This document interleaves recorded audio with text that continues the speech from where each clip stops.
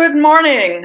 This is Memorial Day, and let me alert you, as last year, we're going to take the summer off and return in September. So this is the last of the recordings of the 24-25 season. Before I get to the topic of today, I want to say something about Memorial Day, where we remember the fallen.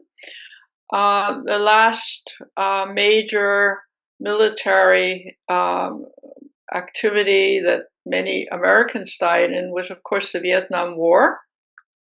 And as you know, there's a wall in Washington, D.C., which memorializes all the names of the fallen, as well as in graveyards, which reminds me of a couple of things that have just transpired before I get to my topic.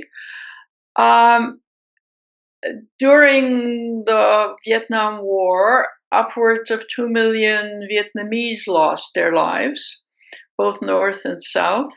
And if any of you have been in Vietnam after the war, you will see huge swaths of memorial parks, often not even carrying the full name of the fallen soldiers. They put on the stones whatever they knew of the individual, and sometimes it's just half of one name or a location or something. Which gets me to a very contemporary topic. As you know, the Trump administration is bargaining with various governments across the world about tariffs. And Trump has announced very large tariffs and then sort of backs off and smaller tariffs and negotiates with countries and so forth. And that includes Vietnam, where 40% of Vietnam's exports go to the United States. Clothing from American companies, Chinese companies, Vietnamese companies, as well as some technology and so forth. So Vietnam's exports are very dependent on trade with the United States. And of course, the original announcement of the Trump administration was 145 or whatever percentage of tariffs. So now there are negotiations to bring these down. And in order to bring tariffs down, Trump, generally speaking, wants something from the government as a bargaining chip. And here is where Memorial Day connects, because Eric Trump has told the Vietnamese that Trump wants or the family wants a large golf course. I think it's somewhere near Hanoi, which will encompass moving farmland, but also a cemetery. And a cemetery where 5 generations of Vietnamese are buried. As you can imagine, the government is caught between a rock and a hard place and has said yes in the hopes that they can get a better tariff deal. But as you may also know, that the Vietnamese culture is one in which ancestors and ancestral graves are very important, more so important, I think, in many ways than they are in Western countries. So the government of Vietnam essentially is not only giving up farmland, but giving up a graveyard, which is important and meaningful to the Vietnamese. So sadly, not only is it Memorial Day, but we can see how the ruthlessness of our own government, and the family, the Trump family, its desire to have golf courses, luxury golf courses wherever, And having governments caught between a rock and a hard place on this one has led to a very sad development for many Vietnamese families whose ancestors and fallen from even the Vietnam War are buried there. A sad commentary on both US foreign policy and our insensitivity to the cultures of other societies, and especially a society like Vietnam, and given our history there. Okay, now let me turn to the topic about humanitarian crises, of which there are quite a few. And again, it may not be inappropriate on Memorial Day to talk about the state of human beings in various parts of the world. Now, a couple of places where the massive humanitarian crises leap to mind, and they illustrate a number of things. So while there are other crises, let me in the main focus on Gaza and the Sudan. So back to Gaza. The humanitarian crisis in Gaza is next to none. You probably have heard on the news that the bombing continues. Yesterday, I think 8 children of a Gazan physician were killed. Husband is in a hospital as one child. Neither of them are necessarily going to survive. Bombs are raining everywhere. And meantime, the Gazans are being chased down to, roughly speaking, 20% of the country. The Netanyahu administration says it's going to rule Gaza, and it's going to take over 80% of Gaza now and move the rest of the people down there. Two things have happened. One is the international humanitarian organizations, be they UN agencies or non-governmental agencies, are being told to get out of out of Gaza, and that the Israeli government will take over any food distribution in that small area of Gaza where people are being chased to.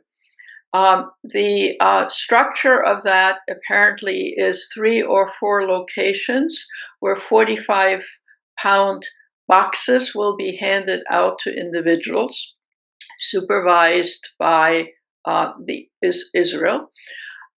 And you can just kind of think about how is it that underfed, emaciated people who can barely walk anymore are going to carry 45-pound boxes, blocks, half a mile and more to the tents in which they now live or destroyed buildings in which you now live. There's no transportation, right?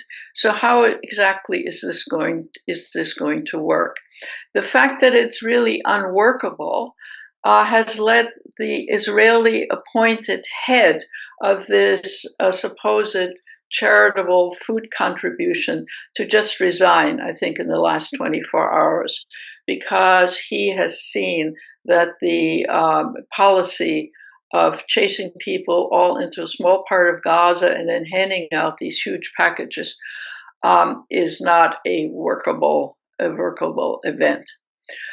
So the humanitarian crisis in Gaza continues, and the politics, and gets worse in many ways. Anybody in Israel who in any way opposes Netanyahu's government is treated the same way that anybody who in the government in our country opposes the Trump administration, they immediately get fired.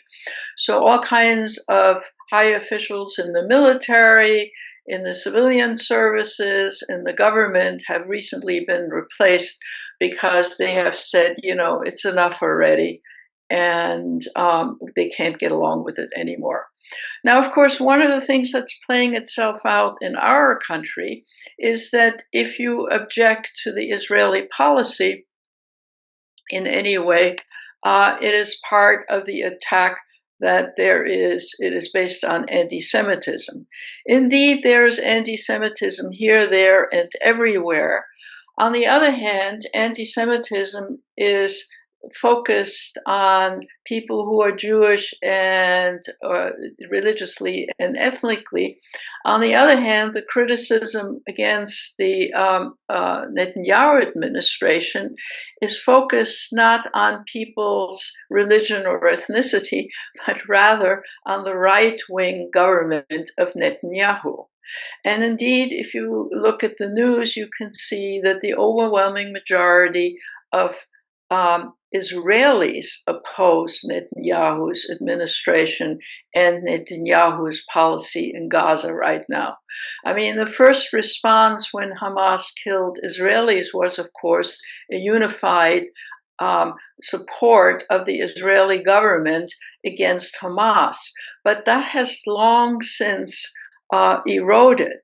And again, all of the polls, newspapers, and so forth in Israel are strongly opposed to what Israel is continuing to do in Gaza, both in terms of its continued bombing, also for many Israelis, the erasure of any future of a two-state solution, which many Israelis favored, and the humanitarian crisis that is unrelenting and getting worse in Gaza. You have probably seen on the news the pictures of emaciated children everywhere. And the humanitarian crisis is, on the one hand, physical, that is to say, people dying from malnutrition and or will physically be handicapped for the rest of their lives due to malnutrition. But bear in mind that the relentless bombings, the absence of food, the chasing of people around, the destruction of almost 80% more of the housing in the Gaza Strip will have a psychological impact on anybody who survives this war. So that the humanitarian crisis is not just at the moment, but is in a sense a permanent crisis of a population of slightly more 2 million people whose lives have not only been destroyed in a physical sense, but in a psychological sense. So we're dealing with a very serious situation and a very serious humanitarian crisis. And arguably, since it is caused by an industrial state, namely Israel, we in the United States bear some serious burden here, since the bombs that are raining on Israel are U.S. weaponry. Our military support from our tax monies has enabled Israel to do many of these things. And both the Biden administration and the Trump administration have essentially been supporting Israel, or at least allowing Israel to do what it is doing. And I think many history books will be written about this. It certainly has led even Trump right now, when he is no longer seemingly giving wholehearted support of Netanyahu and his policies, is being very silent about what is happening in Gaza. In fact, the Trump administration has now, changed its focus to the Gulf states, to Syria, to negotiations with Iran, and so forth.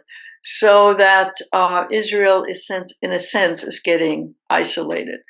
And there have been now 3 courageous states, England, France, and Canada, who have actually spoken up against Netanyahu's policies. Of course, they immediately are being attacked by being anti-Semitic and so forth and so on.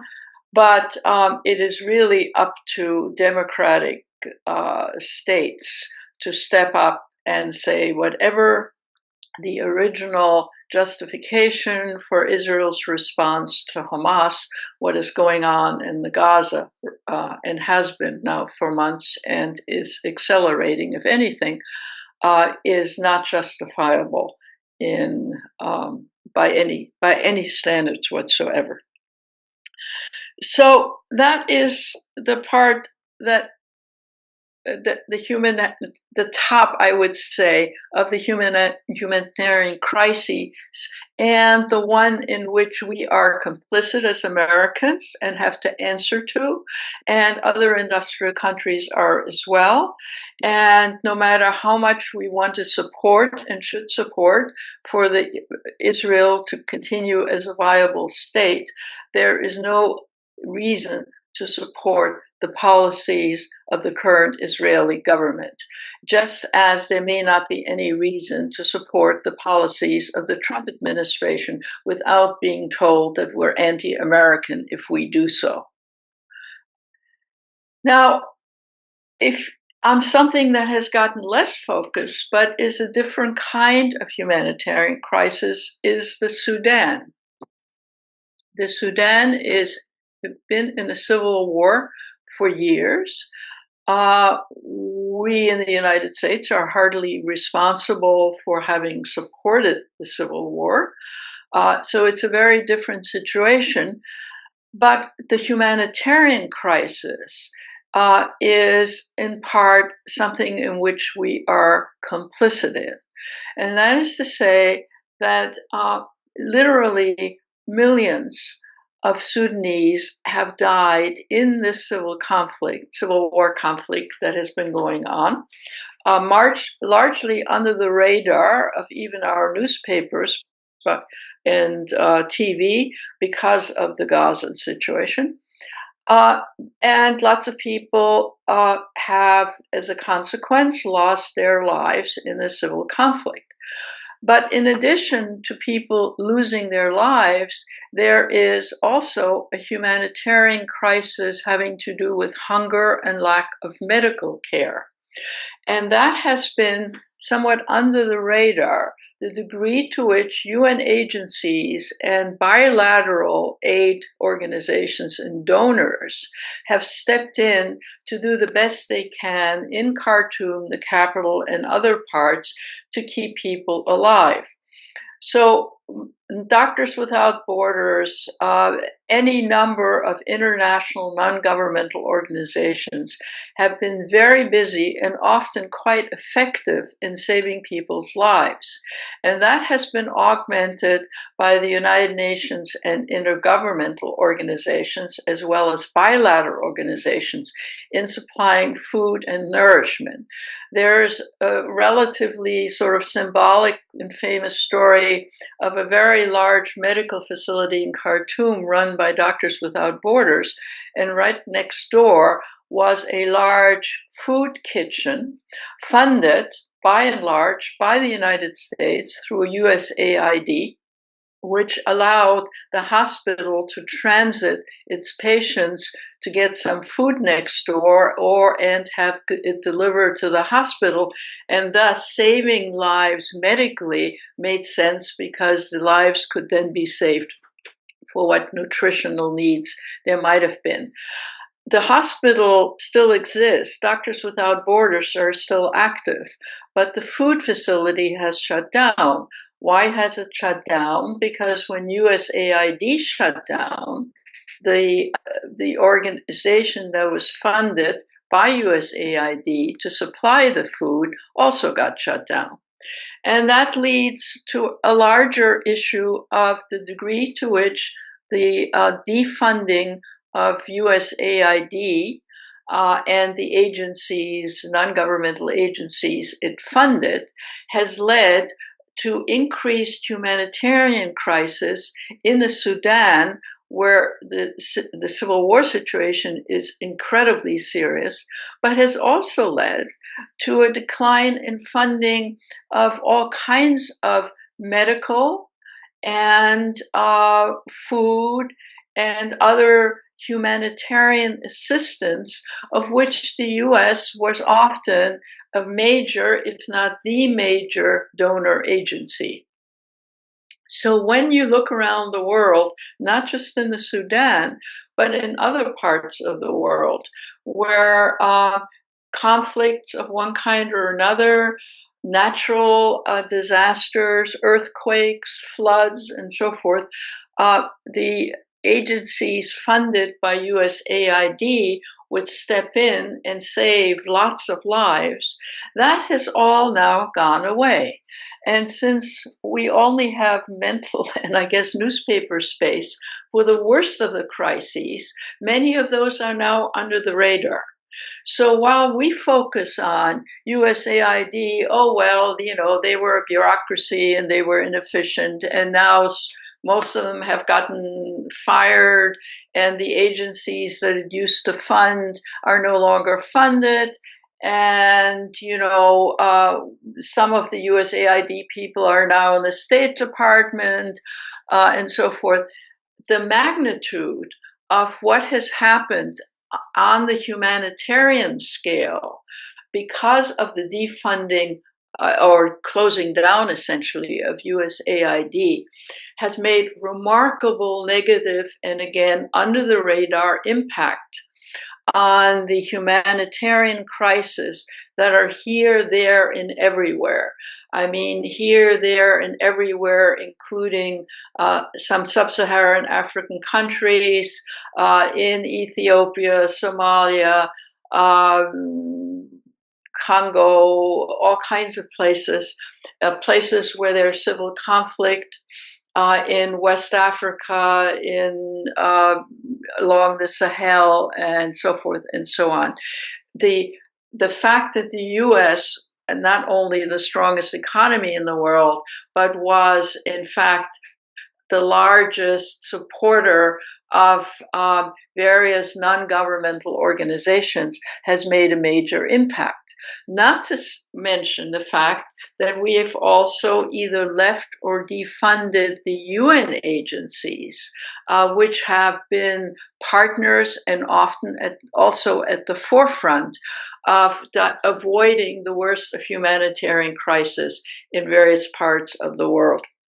So our leaving of World Health Organization, defunding other UN agencies has made or has contributed a major impact on the erosion of the entire humanitarian structure that was built after the Second World War. And while it's perfectly legitimate to critique many of the intergovernmental and non-governmental organizations as having been too bureaucratic, often wasting some funds. Many academics, including myself, have written about malfunctions in various intergovernmental and bilateral organizations. But saying something is less than perfect is not the same as saying just wiping the slate clean and getting rid of all the possible support that many countries, many peoples have gotten. Oddly, in Africa, for example, where again we have moved back from both contributions to intergovernmental organizations and bilateral support and non-governmental organizations. Something that's been in the news recently has been the right-wing conservative role that Christian organizations are playing in Africa. I mention this because Pope was just selected, and there was much discussion about how conservative the church in in the Catholic Church in Africa is, and how much progress it is making in getting new adherents. And those people are, very conservative religiously, but also conservative socially, against birth control, against sex education, against all kinds of things, which have an impact on the quality of life of people in those societies. And it's interesting that religious groups now are having to take over in a small, they're only able to do so in a small way for the bilateral and intergovernmental organizations that have been at the forefront. So on the one hand, we're saying we're the greatest country in the world, the most powerful country in the world, and yet everywhere we're pulling back in the area of humanitarian support, assistance, where we can both bilaterally and multilaterally. And so who, if anybody, is stepping in or can step in? It is, of course, in many ways, China, which is the second largest economy in the world, and which sees advantage of moving into vacuums in various parts of the world, and assisting countries in various ways. And of course, China's interest in those countries is also linked to its own interest, namely the need for some natural resources that they can bargain for in those countries where they assist with and substitute now increasingly for both the US and bilateral organizations. Now you say, well, why can't other industrial countries like European countries and some affluent Asian countries like Korea and Japan, for example, why can't they step in and take over where the US and international agencies are wanting to withdraw in the case of the US, or having to withdraw in case of not having funding? In many ways, they are continuing their programs, but when you compare the size of the economies and the potential that small, Scandinavian countries and other West European countries can engage in, you can see that it's a drop in the bucket, and you can't exactly substitute for the United States. And so we are living in a world where, for the first time in history, there is enough food and there is enough medical know-how to help all the people in the world, really. In the 1950s, people in, let's say, India were starving, not because of bad food distribution, but because there simply wasn't enough food in the world to go around. There now is enough food to go around in the world, enough medical know-how to go in the world, that there is no reason why these humanitarian crises have to be as bad as they are. And here, of course, one wants to emphasize that they're man-made. And it's particularly horrible when they're man-made coming from an industrial country like Israel and are supported by an industrial country like the United States. That what's happening to Gaza is different than what's happening when there are floods and desertification and civil conflicts in so-called third world or less developed countries. This is an industrial country that certainly had a right to respond to its attack on itself, but the right to do what it is doing or has done in Gaza is, by any normal standards, not acceptable, which is, of course, why there are charges of genocide against Israel in the International Criminal Court.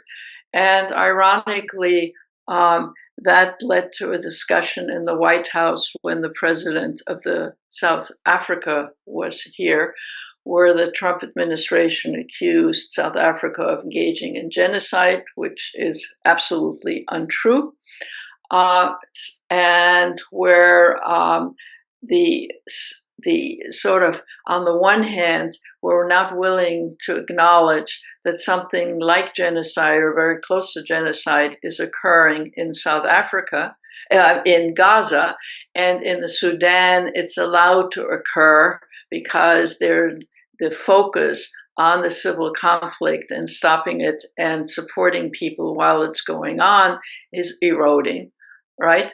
So instead, the White House focuses and falsely claims that there is genocide against white farmers in South Africa, which is a separate topic, which I don't want to get into, but is absolutely proven and untrue. So part of the problem, I think, that we have to confront is that there are many bad things happening in the world, in many countries. And there are many bad things that could have fixes because the resources exist both in the United States to help out and worldwide through intergovernmental and non-governmental organization. So it is a willful policy that things are as bad as they are.